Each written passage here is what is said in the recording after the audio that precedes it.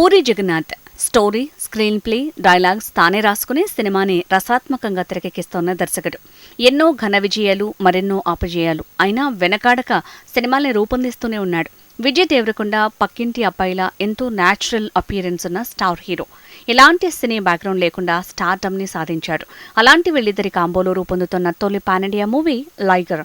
August 25న world wide గా release కి ready అవుతున్న లైగర్ ప్రమోషన్స్ ని హోరెత్తేస్తోంది ఈ చిత్ర బృందం.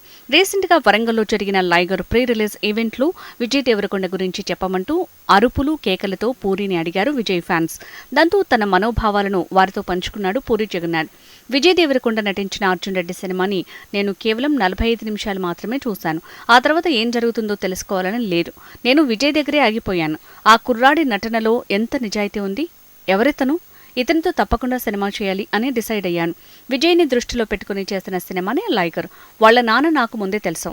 ఆయన నన్ను కలుసుకుని విజయ్ని ఒక కొడుకులా చూసుకోమన్నాడు. కానీ విజయ్ నన్ను ఓ తండ్రిలా చూసుకున్నాడు. ఓ తండ్రికి అండగా నిలిచే కొడుకులా ఆదుకున్నాడు. తనకి డబ్బు ఇవ్వబోతే ముందు మీ బాకీలు తీర్చుకుండంటూ 2 కోట్ల రూపాయలు వెనక్కి పంపించాడు. ఎవరండి ఈ రోజుల్లో ఇలా చేసేది? అందుకే విజయ్కి హ్యాట్స్ ఆఫ్ చెప్తున్నాను అంటూ ఎంతో భావోద్వేగానికి లోనయ్యారు పూరి జగన్నాథ్.